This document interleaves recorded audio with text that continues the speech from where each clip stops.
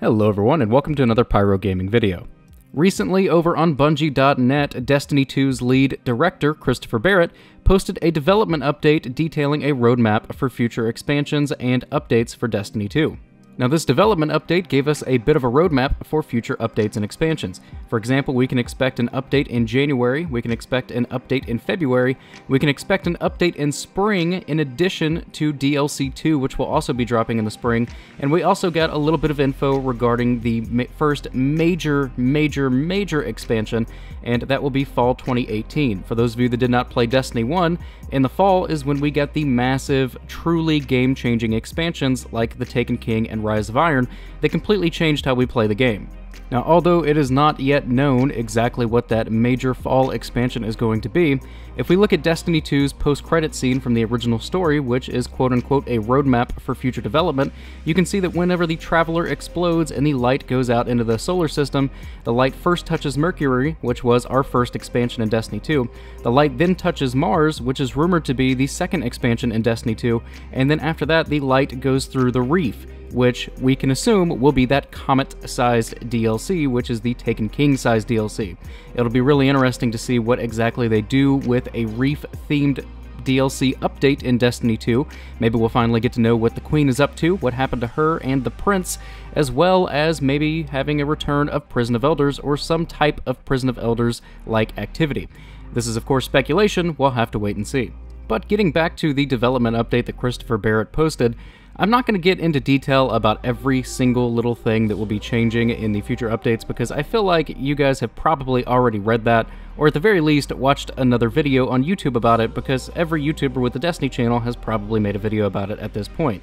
However, what I would like to do is go through some of the hot topics, some of the things that I'm most looking forward to, and ask the question, is this enough to save Destiny 2? Now, if we're going to talk about hot topics, we have to start with Eververse. TES has been a topic of much scrutiny over the past couple of months, and microtransactions as a whole have been a very hot topic, not just for Destiny 2, but for all games, from Destiny 2 to Overwatch to Battlefront 2, and so on and so on. They're a very hot topic right now. People like to compare microtransactions in Destiny 2 to microtransactions in, say, Fortnite, and say you pick one or the other. Either we pay for the game or you give us the game free, and you either have microtransactions or you don't. Now, that is an argument that does not make a lot of sense to me because Fortnite is a very different game than Destiny 2. Not trying to justify microtransactions in Destiny 2 whatsoever, but I'm just saying that they're two totally different games. Fortnite is an indie game and not a major AAA title like Destiny 2 is. Therefore, the microtransaction argument is null and void when comparing the two games. Now, all that being said, I do feel as though Destiny 2's microtransaction system does need to be reworked. I don't think it's a good system. I do think it needs some major changes. I don't, however, think that Eververse needs to be removed completely because it is a fundamental asset to the Bungie team. When you have a corporation that has over 1,000 employees and your basis of income is selling a game once a year and a DLC every couple of months, you're not making that much money to pay those 1,000+ employees. And again, I cannot stress this enough, I am not defending Bungie. Bungie does not know who the fuck I am.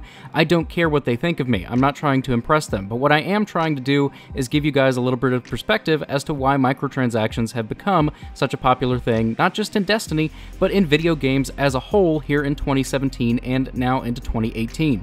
Now, as I said, I do feel like Eververse needs to be reworked, and one of the things that bugs me the most about Eververse isn't the fact that she sells microtransactions or loot boxes, it's the fact that if I want an exotic ghost shell, I have to spend X amount of dollars and hope that I get it. For my money, if I'm spending money on a microtransaction, I want to be guaranteed to get the item that I want. So, for example, have that ghost shell, have that emote, have that sparrow, whatever the case may be, have it available for purchase directly. Don't make me gamble for it. Don't make me have to go and buy a bunch of crap that I don't want with the hopes of getting the thing that I do want. Instead, let me purchase it directly for $1.99 for legendaries, $2.99 for exotics. Whatever the case is, I don't care. Just give me a direct path to purchase the items that I want. Now, over the past few weeks over on Twitter, Christopher Barrett has stated that they are aware of the community's distaste for Eververse and they are looking for new methods to implement into the game to make it so that Eververse is not such an integral part of the end game, quote-unquote. Now, in the development update, Chris Barrett finally gives us some insight as to how Eververse will be changing in the near future. And when I say near future, I mean some of these changes will be implemented in Crimson Days, which will begin on February 13th. This will be Bungie's next live event after the Dawning, and we all know how the Dawning was received with Eververse, so put up or shut up, Bungie. I mean, let's change this up, let's make this right. So some of the changes that you can expect to happen in the Crimson Days live event to the Eververse economy is going to be completing a Nightfall, a Raid, or a Crimson Days milestone during Crimson Days will reward you with an exclusive legendary emote, weapon skin, and exotic sparrow, respectively. Players will also earn double engrams at level up, 1 Crimson engram and 1 Illuminated engram for the duration of the event. Crimson engrams can also drop from completing the Crimson Days match and from completing the Crimson Days milestone on each character.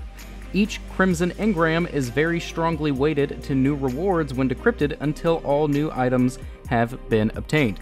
Now that's good news, because in the Dawning, you could only get, I think it was 1 or 2 of the Dawning engrams each week, regardless of how many characters you had.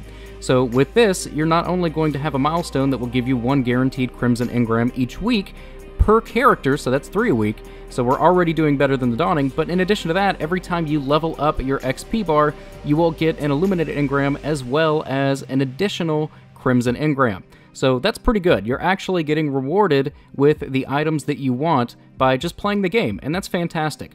Bungie goes on to say about Eververse that they recognize that the scales are tipped too far towards TES at the moment, and Eververse was never intended to be a substitute for in-game content and rewards, so we'll be making these changes for upcoming seasons. Now, it's not yet known if upcoming seasons is going to be this season or if it's going to be Season 3 and 4 as we move on. However, these changes will be shifting the balance of new content in favor of activity rewards over bright engrams. This includes adding ghosts, sparrows, and ships, to date found only in bright engrams, to achievement reward pools. They will also provide a gameplay path to earn bright engrams and all contained rewards, including event engrams for things like the Dawning, things like Crimson Days, and so on. And lastly, we'll be giving players more direct purchase options and make adjustments to bright engrams to allow players to get the items that they want more. Now, if I'm being perfectly honest, all of these sound like exactly the type of changes that Eververse needed. And I don't know exactly how these are going to play out. It's going to be one of those things that we're just going to have to wait and see. But if Bungie does make good on their word of what they said in this development update and actually does implement all of these changes to better suit the player instead of their financial revenue, then we might have finally figured out the Eververse problem and made it to where Guardians and TES can live in harmony in the same tower. Moving on to some more changes outside of Eververse that we can expect in Destiny 2 in the upcoming months, Masterworks will be coming to Armor. Now, this is going to be great for several reasons. Number one, it gives you something more to grind for so that you can complete that full armor set with Masterwork mods. In addition to that, it's also going to essentially double the amount of Masterworks that you could possibly get in the world.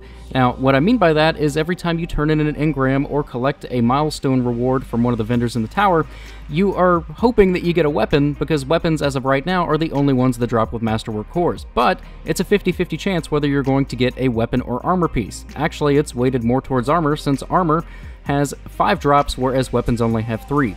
So by implementing Masterwork cores on armor as well, you now have a chance to get a Masterwork core from literally every single engram that you turn in, and that's fantastic, man, because it takes a really long time to get Masterwork cores, if I'm being honest. I mean, I'm the guy that likes the grind. I like having something to aim for. I love the Masterwork system. I do think that they could add some more things to it to make it a little bit more interesting, but nonetheless, it's still a fun grind to get, and it is exciting when you drop a Masterwork weapon.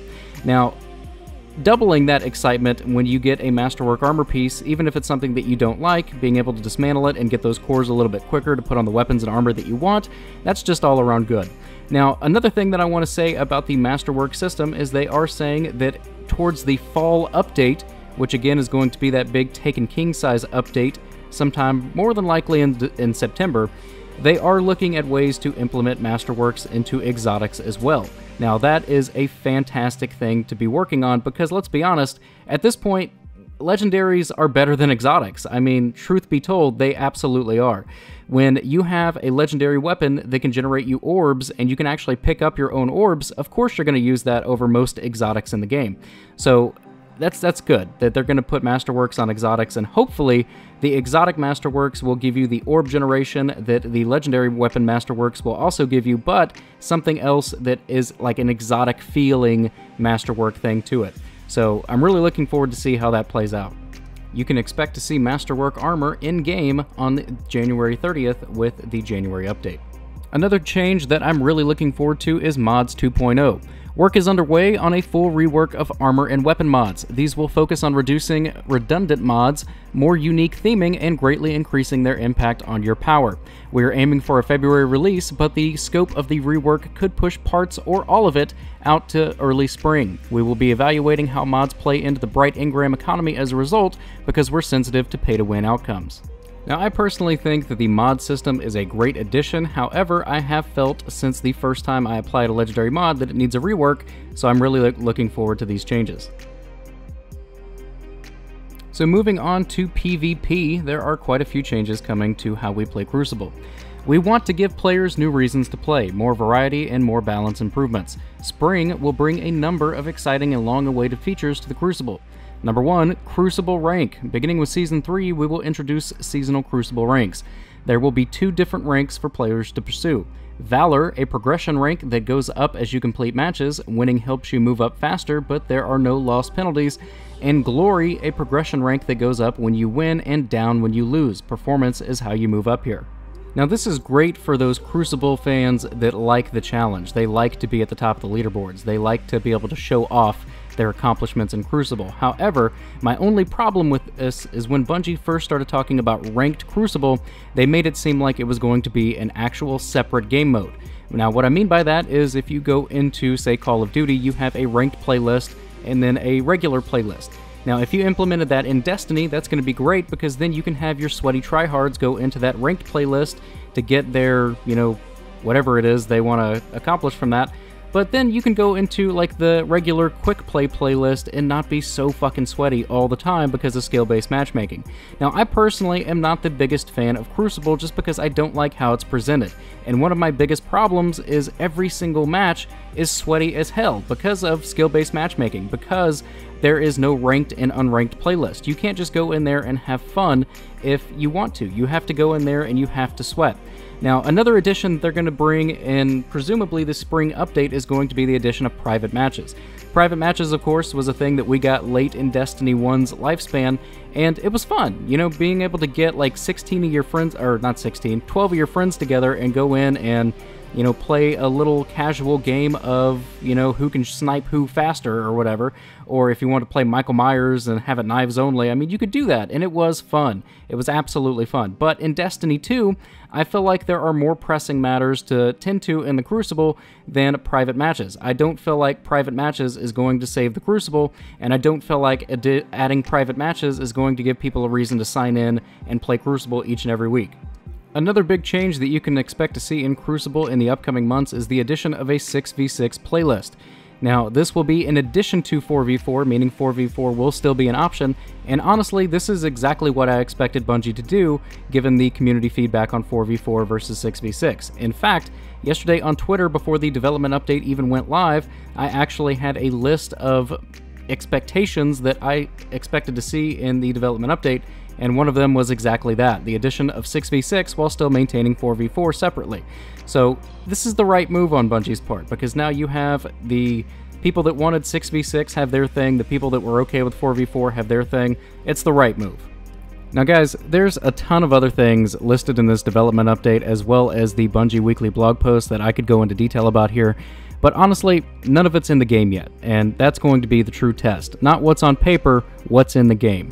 So that being said, if you have not read up on what's going on, the changes that we're going to get in detail, I would definitely recommend you head over to Bungie.net and give it a read. You will see This Week at Bungie with yesterday's date, as well as a development update for future releases and things like that. Go give it a read, and the last thing that I'm going to leave you guys with, and I cannot stress how important this is, form your own opinions about it. Whether you like Destiny, whether you hate Destiny, If you don't want to play it anymore, if you think that this update is going to save the game, or you think that this update is complete trash, form your own opinions. Don't listen to other people and just jump on the bandwagon like people have been doing recently. I've always said that I felt like YouTube ruins gaming to a certain extent and is, in a way, kind of toxic to the community. Because what happens is you have these big YouTubers out there, and I realize the irony in this because I'm a YouTuber myself, but you have these big YouTubers out there that give their opinions, and that's fine. You know, everybody's entitled to their own opinion. But I think that a lot of these people don't realize exactly how much influence they have over their viewers. And I'm not going to name any specific names, but whenever a YouTuber says, you know, Eververse needs to be removed, then all of a sudden you have a hashtag remove Eververse trending on Twitter. And, I mean, if that's truly how you believe, then by all means, you know, express your feelings, express your distaste. But don't do it because a YouTuber says to do it. Don't do it because somebody else in the community says to do it. Don't hate a game that you would otherwise love because it's the popular thing to do right now. And that, my friends, is going to bring this video to an end. Drop a comment in the box below and let me know what you think about this development update, and let me know what you are most looking forward to, and also let me know what was not in the update that you would have loved to see and were really disappointed not to see. And that's going to bring this video to an end, guys. If you enjoyed it, click like. If you're new to the channel, click subscribe. If you're already subscribed, I fucking love you. Thank you guys so much for watching, and take care. And if you would not mind, guys, please leave a like or any kind of rating on this video, because this video did take me a very long time to make. But anyway, guys, thank you so much for watching. I'll see you in the next video.